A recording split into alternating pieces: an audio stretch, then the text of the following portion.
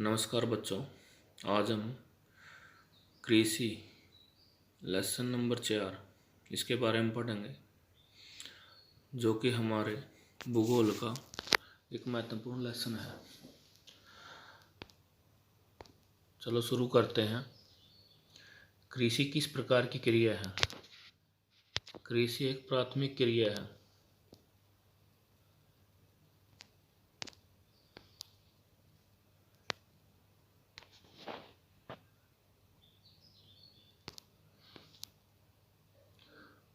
कृषि की दृष्टि से भारत एक महत्वपूर्ण देश है। इसकी 2/3 जनसंख्या कृषि कार्य में संलग्न है।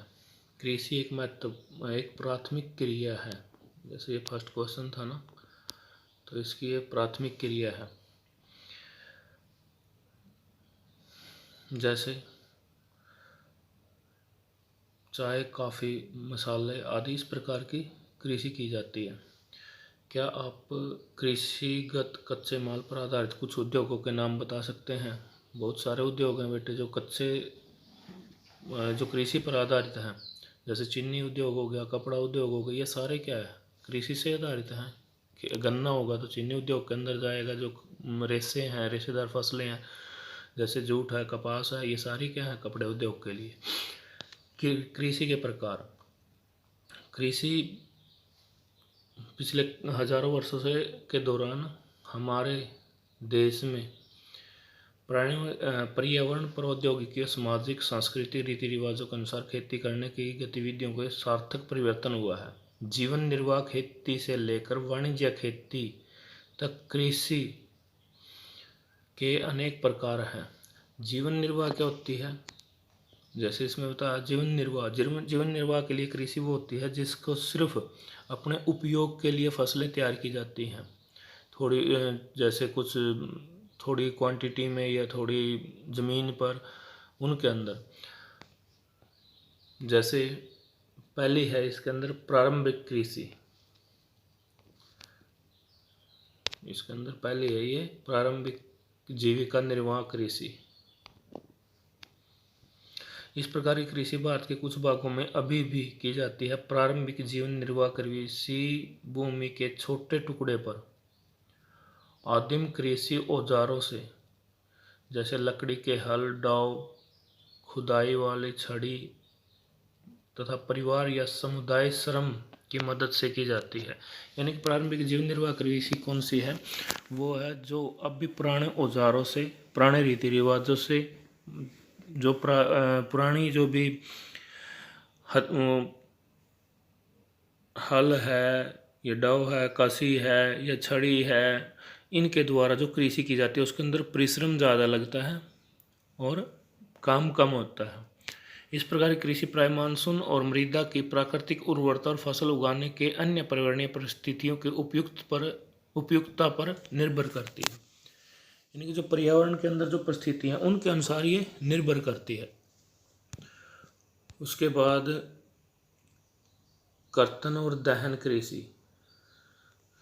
कर्तन और दहन, कर्तन का मतलब है काटना, दहन का मतलब जलाना। पहले प्राचीन काल में क्या होता था? जंगलों को काट करके उनको एक जगह इकट्ठा करके उनको अग्नि में जला करके फिर वहाँ पर उस भाग पर खेती की जाती थी। और कुछ समय के बाद, 1 या 2 फसलें पैदा करने के बाद उस ज़मीन को उपजाऊ होने के लिए छोड़ दिया जाता था और उसके बाद उसको वहाँ से चले जाते, दूसरी जगह पर फिर जाकर पेड़ पौधों काटते थे, वहाँ पर कृषि करते थे।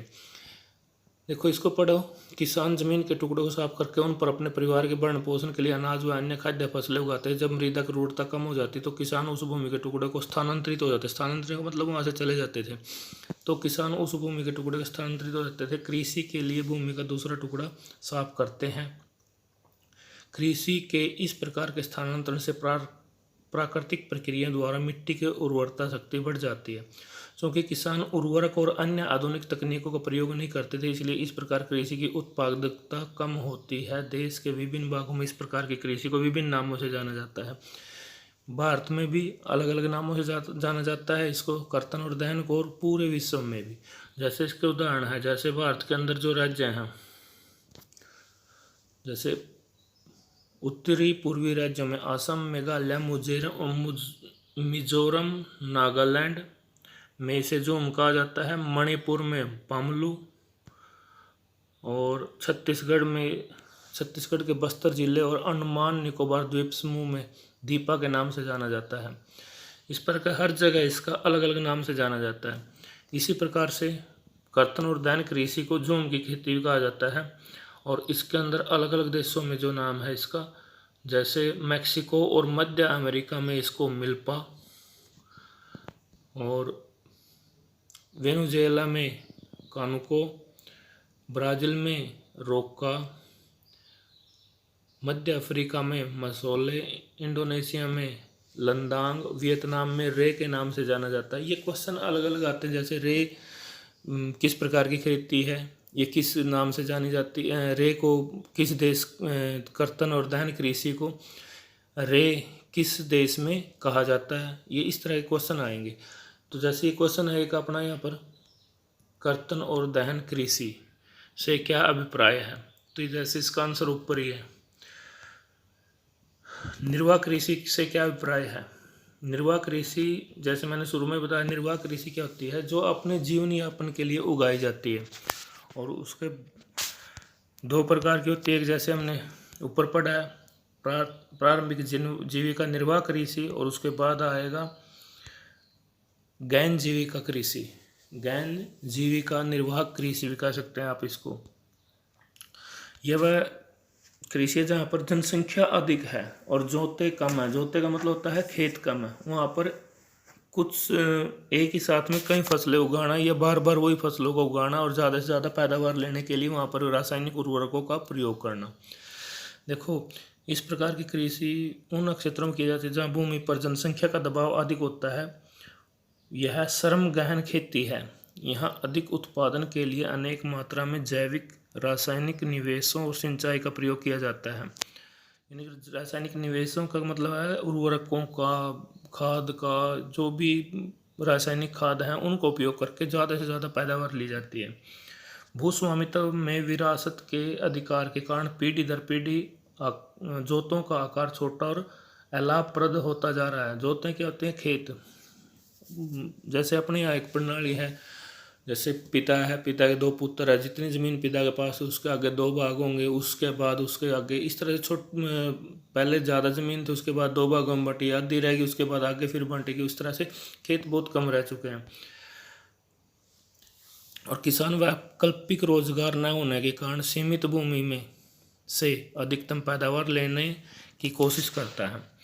इस पर अत्यधिक कृषि भूमि पर अधिक दबाव बना है।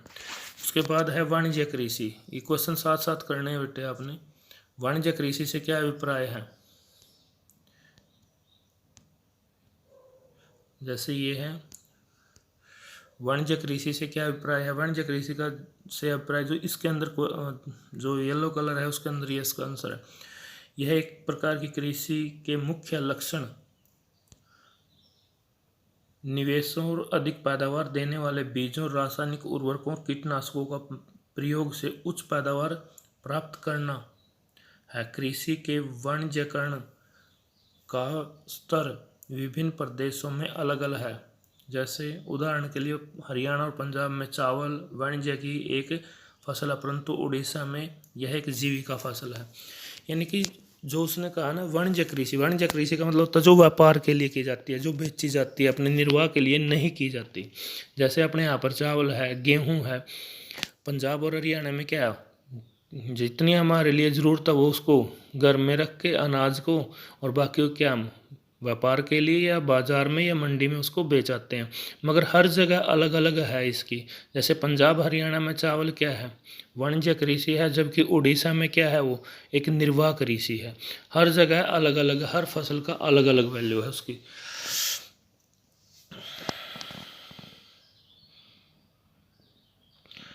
उसके बाद है रोपण कृषि। रोपण कृषि क्या है? रोपण कृषि भी एक प्रकार की वाणिज्य कृषि है। इसका रोपण कृषि से क्या अभिप्राय है? रोपण कृषि एक लंबे चौड़े भूभाग पर एक बार फसलें उगाने के बाद या रोपित करने के बाद उसको लंबे समय तक उससे पैदावार लेना रोपण कृषि कहलाती है। जैसे एक बोई जाती है रोपण कृषि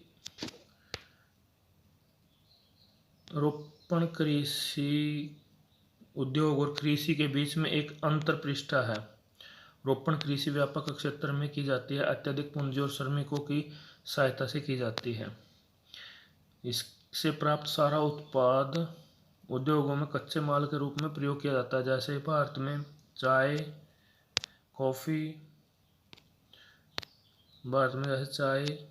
कॉफ़ी, रबड़, गन्ना, केला इत्यादि महत्वपूर्ण रोपण फसलें हैं। यानी कि देखो आप इनमें जैसे चाय के बागान लगा दिए, कई वर्षों तक, एक बार लगाने के बाद कई वर्षों तक उससे पैदावार ली जाती है। कॉफ़ी का भी इसी प्रकार है, रबड़ के भी ऐसे पेड़ हैं, गन्ना है एक बार लगाया 2-3 वर्षों तक उससे पैदावार ली जाती है। केला है उसका भी ऐसे एक बार लगाया कई वर्षों तक लगातार उससे पैदावार ली जाती है। यानी कि रोपण कृषि वो जिसको एक बार लगाने से कई वर्षों तक उसे प्रयोग में लाया जा सकता है, उससे ज़्यादा पैदावार ली जा सकती है।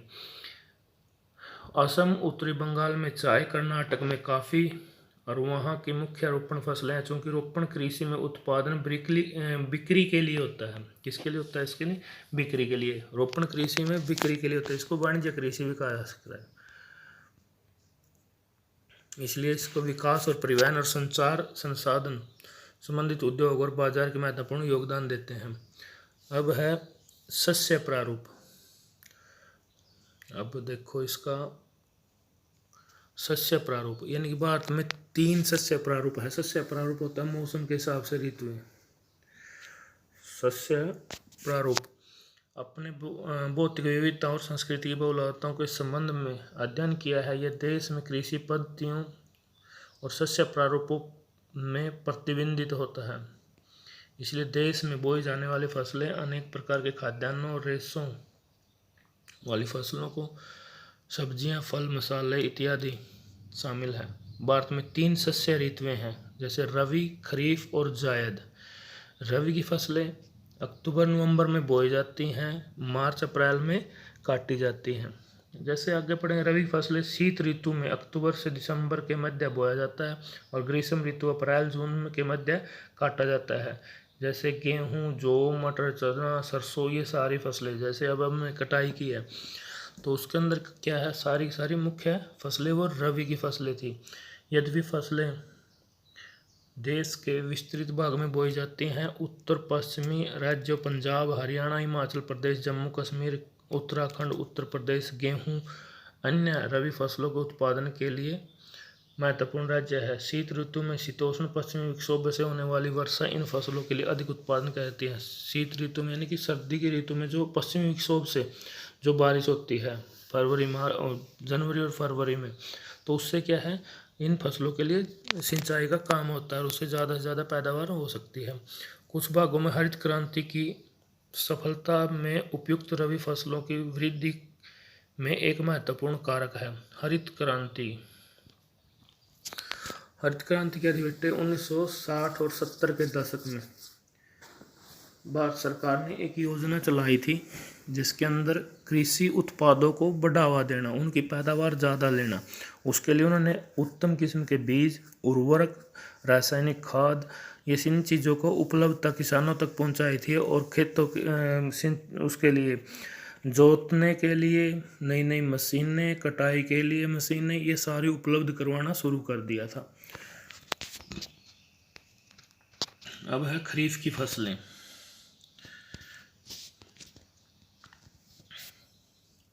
खरीफ की फसलें देश के विभिन्न क्षेत्रों में मानसून के आगमन के साथ बोई जाती हैं।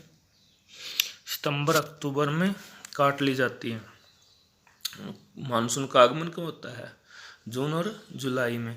जून जुलाई में बोई जाती हैं और लगभग सितंबर अक्टूबर में वो काट ली जाती है। इस ऋतु में बोई जाने वाली फसलों में चावल, मक्का, ज्वार, बाजरा, तुर, मूंग, उड़द, कपास, जूट, मूंगफली,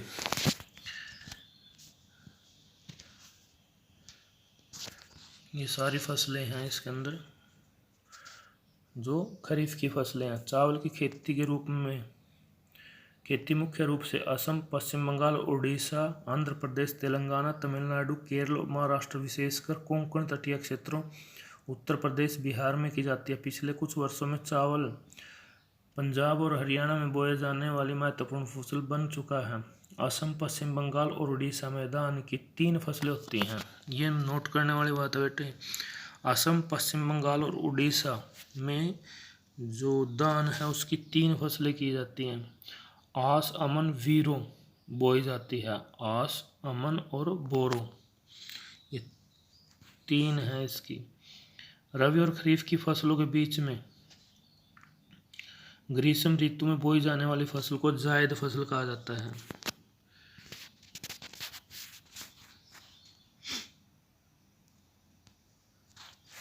जायद कहा जाता है। जायद ऋतु यानी कि जैसे रबी की फसलें कटने के बाद और जो खरीफ की फसलें बोने के बीच में जो टाइम होता है, जो समय होता है, उसके दौरान जो फसलें बोई जाती हैं उनको जायद फसलें कहा जाता है। जैसे तरबूज, खरबूजे, खीरे, सब्जियां और चारे की फसलें, ये सारी जायद फसलें हैं। गन्ने की फसल 1 वर्ष में तैयार होने के बाद 1 वर्ष लगता है तैयार होने के लिए। मुख्य फसलें मिट्टी, जलवायु और कृषि पद्धति के अंतर के कारण देश में हर जगह मुख्य फसलें अलग अलग हैं। विभिन्न क्षेत्रों में अलग अलग हैं, क्योंकि हर जगह की जो भौगोलिक परिस्थितियां हैं, मिट्टी है, उसके उपजाऊपन शक्ति है, उसके अनुसार फसलें, मौसम है उसके अनुसार फसलें बोई जाती हैं। खाद्य और अखाद्य फसलें उगाई जाती है। भारत में उगाई जाने वाली मुख्य फसलों में चावल, गेहूं, मोटे अनाज, दालें, चाय, कॉफी, गन्ना, तिलहन, कपास और जूट इत्यादि हैं। मोटे अनाज देखो बेटे, मोटे अनाज में ज्वार, बाजरा, मक्का, ये सारे मोटे अनाज के अंदर आते हैं। आज के लिए इतना ही। Thank you.